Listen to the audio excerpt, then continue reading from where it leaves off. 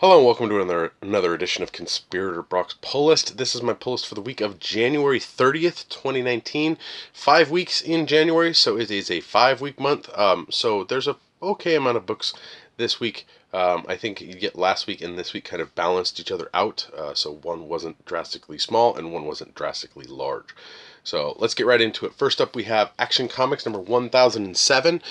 This begins the Leviathan Rising story arc that Bendis is doing. So I'm really curious to see where Bendis takes Superman with the Leviathan stuff. So yeah, really good stuff. If you have not checked out Bendis's run on Action or Superman, you really should. And the best place to start out is the Man of Steel miniseries that they did prior to it. So snag that miniseries, read it. If you like it, then you'll definitely be into Action and Superman.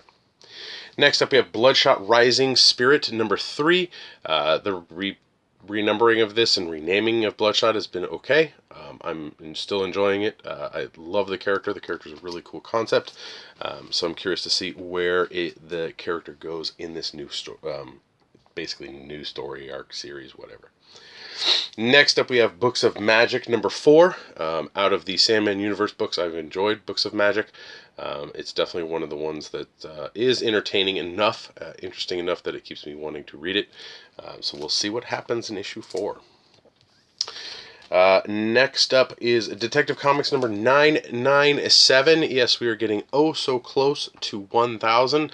And it looks like we have a Mr. Miracle appearance, or yeah, looks pretty cool. Tomasi's done a fantastic job since he picked up the reins of Detective, and I look forward to reading it every week. If you have not yet decided to pull the trigger on reading Tomasi's Detective, I really recommend, that you do. It's good stuff. Next up, we have Flash number 63. Apparently, the secrets of the Speed Force is going to be revealed in this. We'll see. Joshua Williamson has done a fantastic job with Flash. It's a really solid book. Flash has just been an amazing title ever since Flashpoint and New 52. Really solid stuff. But yeah, definitely something you need to be reading. It's good stuff. Next up is, because it's a 5 week month, we have the Flash Annual number 2. Looks like Godspeed returns in this one, so we'll see what happens. And of course, Impulse is making an appearance. So, yeah, annuals are abound. It is the 5th week. Next up is one I'm really looking forward to, and that's Heroes in Crisis number 5 from Tom King. What can I say? This book has been fantastic. It's a really slow burn, but it's so good. Like, it's just really solid stuff. So if you have not yet checked out Heroes in Crisis, I do recommend it. It is great. Next up is another annual, and that's Justice League Annual number 1. So we shall see what happens in this annual. Apparently a lot of stuff happens in this that will carry the Justice League into this year in what's going on in the title and all that stuff. So curious to see what happens. Snyder and Tyrion the Fourth have done an amazing job on the book. Really solid title. So, yep. Next up, we have Justice League Odyssey number 5. Looks like Azrael's getting in some trouble there. But interesting concept in the book. I'm enjoying it so far. So we'll see where it goes from there. Again, it's Williamson, so he's done a great job with Flash. But definitely interesting stuff with kind of the basically space Justice League. Next up is a 80-page giant. It's the Cosmic Agony and Ecstasy of Mysteries of Love in Space. This is kind of the Valentine's Day special that DC's putting out. I've always liked picking these up. It's really cool just to get a kind of short little stories and stuff. But I understand the $10 price point is a little stiff, but I've enjoyed them, so I'm really curious to see what happens in this one. Next up is Old Lady Harley, number 4 of 5. Thank God it's almost done. This story is not the best. I know I'm saying something bad about Harley. It's just, I don't know. I really feel that they're kind of pushing Harley a little too much. And I mean, it's a parody story for Old Man Logan, and so yeah, it has its moments, but overall it's just eh. I really wish they would give Mark Russell the reins to the main Harley book. Sam Humphries has done an okay job on it, but I really enjoyed that fill-in issue that Mark Russell did, and so yeah, really wish they would let him write more. Next up is one for my son, and that's Star Wars Adventures number 17. This is continuing the Flight of the Falcon Part 4. So we'll see what happens in this one. I haven't actually been reading them. My son is slowly reading them. But yeah, getting a little second grader to really want to read is tricky. So yeah, but he likes it and he's trying. So that makes me proud. Next up is another annual, and that's for Teen Titans Annual number 1. We'll see what Adam Glass gives us in this annual.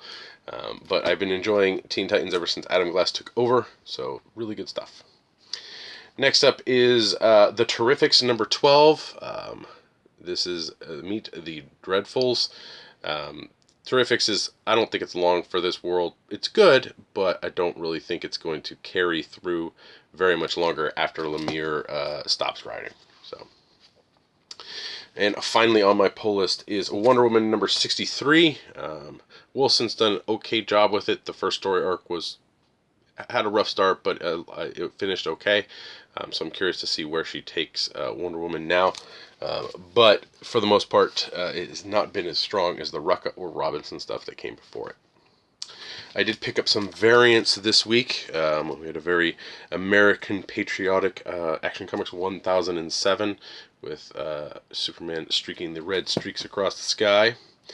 Detective Comics number 997 had a pretty cool variant, so I snagged that one up there. I'm not a huge fan of Howard Chaykin's art, but the Flash 63 variant was not bad, so I decided to pick that one up. And, of course, there's the Heroes in Crisis file Polaroid ones that have been coming out, and this is for Jason Todd Murdered. And, yeah, pretty intense stuff. Of course, we have the Terry Dotson variant cover for Justice League Odyssey number 5, specifically for Azrael. And they all connect. Yay! And we have Wonder Woman 63 had a pretty cool variant for that, so I picked that one up. It being the last week of the month, you would think that previews would have been out already. Well, there was a problem getting the actual previews catalog to the printer, and so it is delayed. It will be out next week. Digitally, it is up, so you can go on previewsworld.com and check out what's coming out in April for the February previews.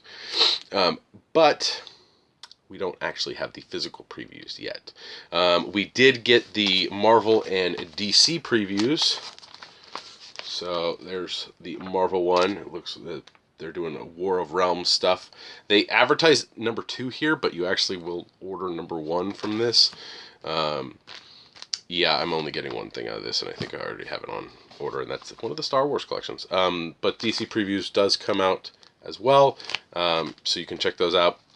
I dog ear when I need to go through, and man, do I dog ear DC.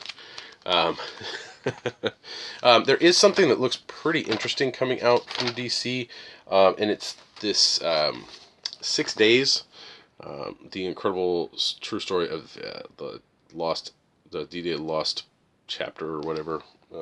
Yeah, sounds really cool. Looks really interesting. The art looks pretty good on it with the preview page there. It's a straight-to-graphic novel hardcover by Robert Venditti, so I'm actually going to probably pick this one up. Yeah, looks really cool. So yeah, if you're curious, check that out. So yeah, so there's a fair amount of stuff coming out. Oh, the other thing, the cool thing, at least in DC previews, we now have the variant art on there. So Catwoman has her variant art. We go to the Detective Comics, it's got the variant there, it's got the variant there. So you can actually see what the variant cover is, and so you can be like, I want that ordered, versus before where it was, yeah, this is the cover artist, but we're not giving you the actual what's on the cover. So that's really cool. It makes it really easy to pre-order those variants from DC. So check it out to see if there's something that you want because it's a cool variant, or you want it over the regular cover. Yeah. So that is actually it for this week. I did not have any special orders, none of that stuff, which makes it a little easier. So, please like, share, and subscribe to the channel. You can follow me on Twitter. My handle is @BrockSager. Leave comments down in the comment section below. Let me know what you're picking up, what you think, all questions, all that stuff. Be nice. Internet's filled with garbage anyway, so yeah, we don't want any more garbage. You can listen to me on the Comics Conspiracy podcast. I'm blanking on which episode we just recorded. It's either 385 or 386, so don't quote me on it, but there'll be a link in the description below for that, so you can check it out. We answer some listener questions, talk about DC's restructuring a little, which for me, the biggest thing I got out of the whole DC restructuring was that DC Collectibles is being absorbed by Warner Brothers Toy Division, which part of me is like, cool, hopefully you can course correct some of the quality issues that DC Collectibles has had, as well as maybe some of the they've been putting out. But I need to know specifically who I have to talk to be able to get a Joelle Jones Catwoman in her wedding dress statue, and a couple statue of Big Barda and Mr. Miracle, whether they're laying on the couch or like he's like she's holding him and they're making out. I don't care. They need to make a couple statue for Big Barda and Mr. Miracle. That stuff's really good. Speaking of Mr. Miracle, the trade is coming out this month in February. There's a ton of places to pre-order. You can pre-order from your local comic book store. You can pre-order from Big Bang Comics across the pond, and they have like a special book plate. I know another store has this print that's available. Barnes & Noble you can pre-order, and it has a completely different cover. So there's a lot of ways for you to get Mr. Miracle. Locally, Tom King and Mitch Gerardis are supposed to be in San Francisco to do a signing for the book, but I won't be able to go, which sucks. Yeah, there's even a special print or book plate for that thing. So yeah, if you're gonna pick up Mr. Miracle, let me know.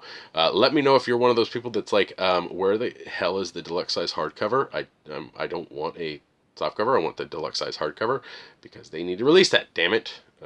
So yeah, I don't know. They seriously they did it wrong with that one. So yeah. But yeah, DC restructuring. We answer some listener questions on the podcast, and we talk a couple other things. So check that out. You can help me and my fellow conspirators out through Patreon at www.patreon.com/comicsconspiracy. For as little as $1 a month, you help us with hosting fees and getting food sometimes before a podcast, and getting product. So thank you very much to all our Patreon backers. It helps out immensely. You can help me out a little more directly by clicking on any of the links in the description below, or at conspiratorbrock.com for Amazon. You buy anything through there, I get a little advertising bonus thing because I'm an affiliate. So thank you for those who purchase through those click-throughs. It helps out. Every little bit helps. You can help me out a little more directly if you want. You can go over to my eBay page and check out what I'm getting rid of. There'll be a link in the description below for that. So yeah, to everyone who's bought through there, thank you. It helps out a lot. So yeah, so that's it for this week. I'm super excited for Heroes in Crisis 5. I can't wait to read it because I'll probably read it like 2 or 3 times. But yeah, really good stuff. So I'll see you next week.